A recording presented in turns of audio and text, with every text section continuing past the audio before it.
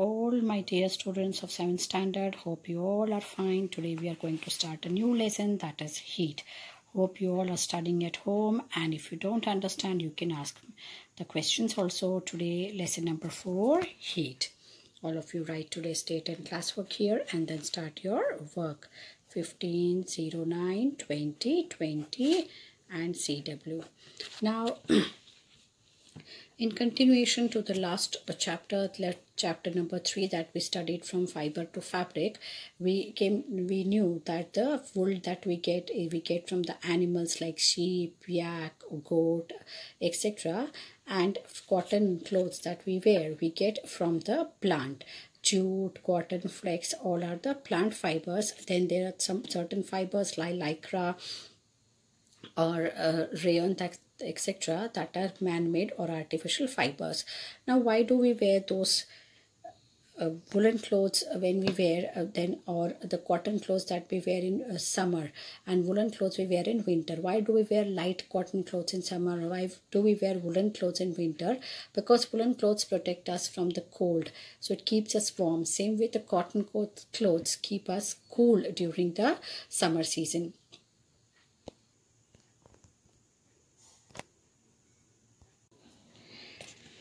Now, dear children, when we wear the cotton woolen clothes in this winter season, because it is very cold outside and we want to keep our body temperature a little more so that we don't feel cold, so we wear the woolen clothes.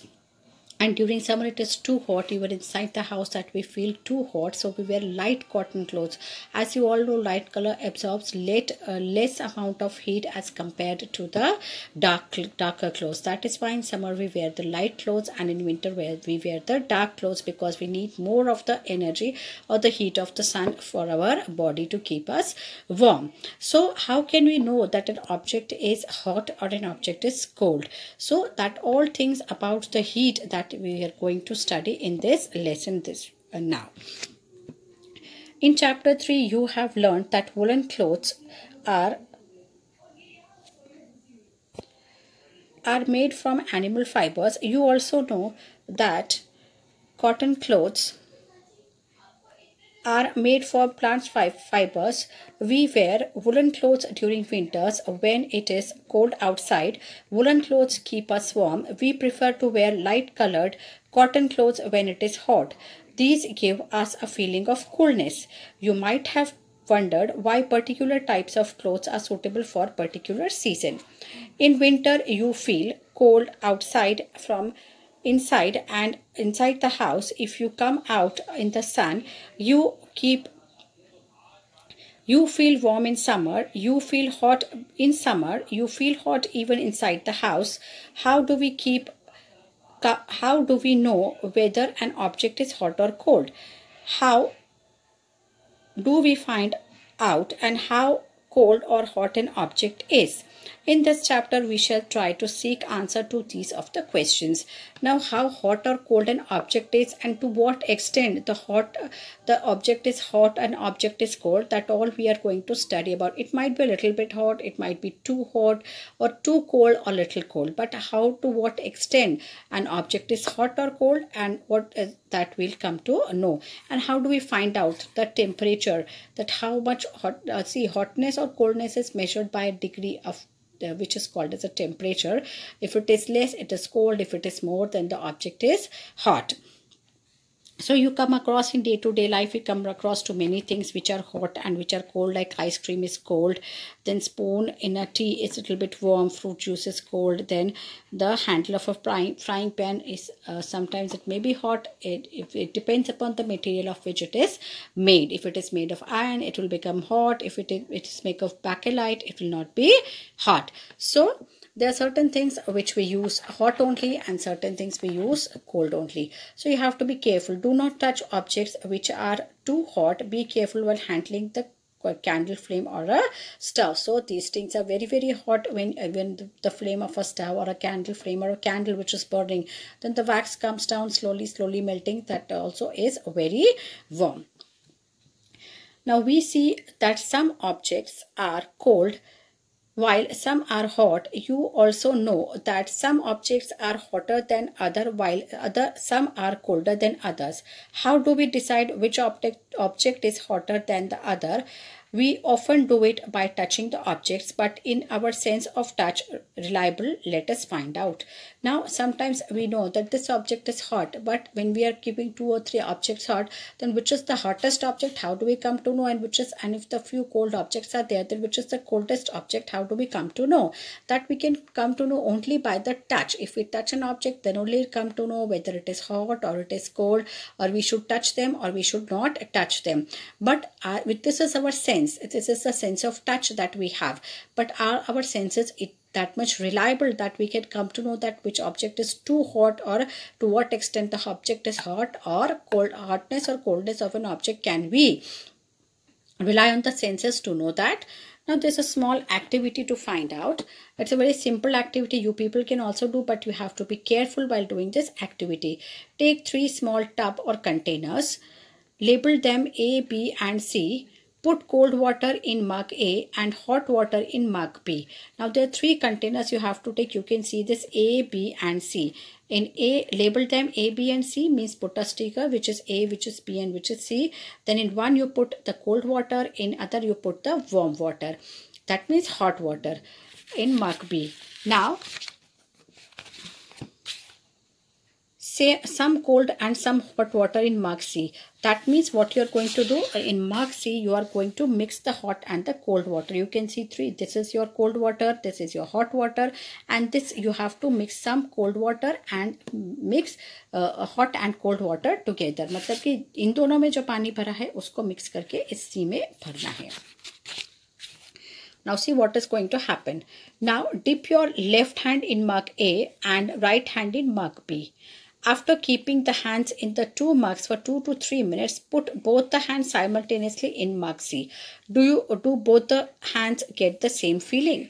Now, what you have to do is, means hot water, it should not be boiling hot that when you put your hand you get burned. So it should be that much that your skin can at least, means when you put your hands, then your skin should feel hot, and आप जो है वो उतना सहन कर सकते हैं कि उतना गर्म होना चाहिए कि आप उसको टच करें तो आप जल नहीं जाए.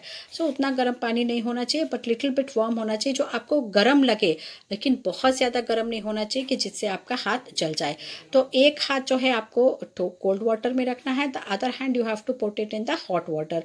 Now keep your hands in the mug A and B for 2 to 3 minutes and feel what happens. Now after dipping the hands from that, take out both of your hands and put both the hands simultaneously, means together both the hands you put it in the mug C. Now how do you feel? Now A में रखा तो आपको बहुत ठंडा लगा, B में रखा तो गर्म लगा, लेकिन C में जब रखेंगे तो ना आपको ठंडा लगेगा ना आपको ज़्यादा गर्म लगेगा. Now Bucho says, my left hand tells me that the water in the mug C is hot and the right hand tells me that the same water is cold. What should I conclude? Now see, इसमें क्योंकि जब हमने ठंडे पानी में से जब थोड़े गर्म पानी में, तो आपके हाथ के सेंसेस के अंदर क्या हो जाता है, थोड़ा सा ठंडा, means of your hand feels cold and जो the fingers and the tips of the fingers become more cold, and when you put your hand, the other hand in the hot water, so the warmness of the water that still remains in your hand, as the coldness of the water remains in the right hand, the same way the left hand will feel the warmness of the water, which still persists for some time even after you remove the hand from the water.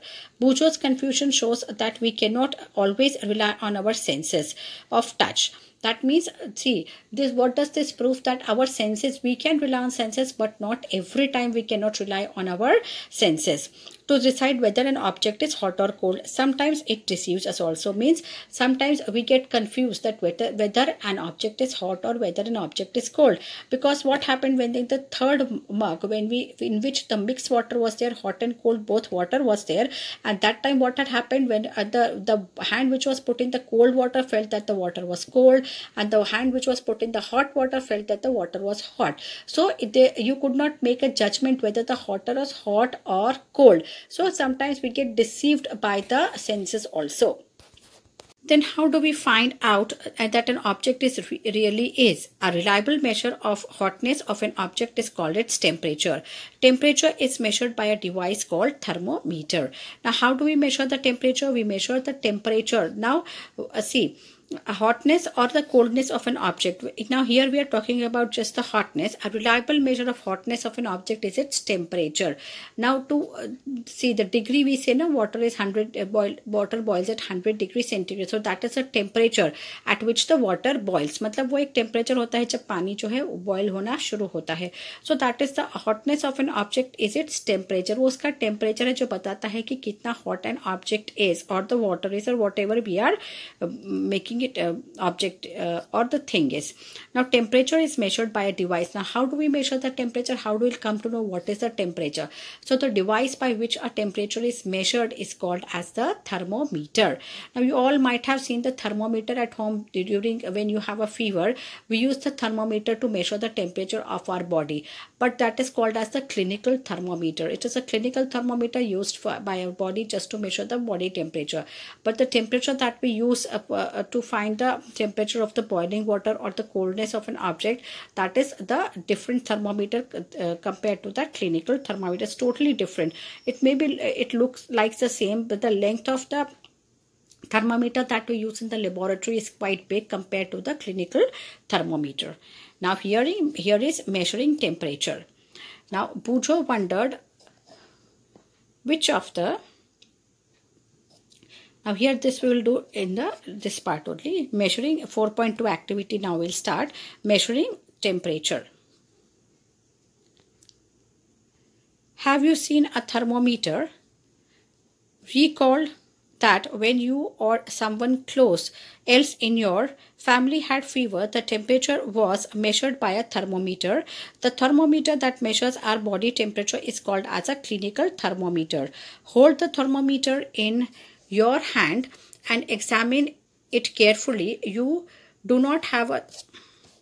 Examine it carefully. If you do not have a thermometer, request a friend to share it with you. A clinical thermometer looks like the one shown in figure 4.2. This is your clinical thermometer. This thermometer shows the clinical thermometer which shows the temperature. This is the silver lining that shows as your temperature goes up, this lining goes up and stops at a point when it measures the temperature. ये silver lining तब वहाँ जाकर रुक जाती है जब आपका temperature माप लेते हैं तो आपको पता लग जाता है कि एक point पे पहुँच जाता है that after that the temperature does not increase. That means that is the temperature of your body. You can see this you put it in your mouth with the help of which the temperature is measured in the thermometer. This is called as the kink of the thermometer. Now as I told you that the temperature, the thermometer that measures the body temperature is called as the clinical thermometer. Everybody's home now, there are digital thermometers are there.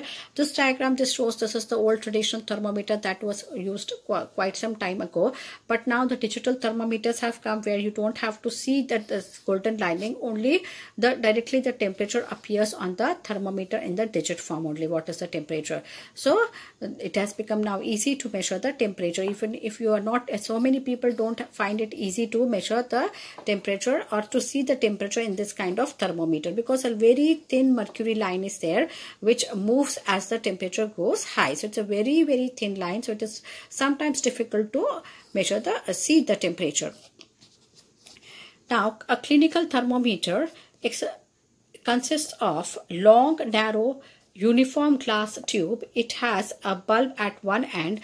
The bulb contains mercury. Outside the bulb is a small shining thread of mercury that can be seen. If you do not see the mercury thread, rotate the thermometer a bit, you will see it. You will find a scale on the thermometer. The scale we use is the Celsius scale indicated by degree centigrade. Now as we measure the length, we measure in meter, kilometer, that way, or the weight in grams, kilograms. So that is called as a unit of weight or mass or length of capacity, liter, milliliter. The same way when we measure the temperature, it also has a unit which is measured in degree centigrade or degree Fahrenheit.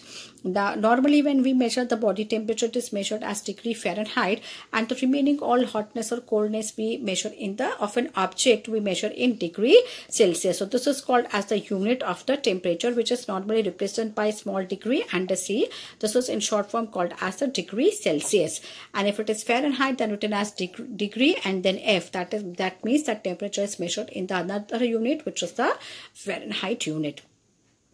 Now, what does this clinical thermometer contains? This is the bulb which contains the mercury. Inside this is the mercury, and then there's a small thread, as I saw the thin line you can see of the mercury that moves along with the temperature. So, and if sometimes if you don't see that thin line, you need to rotate a little bit the thermometer so that you can see that silver lining. Now, with this bulb this bulb is put into our mouth, so to measure the body temperature.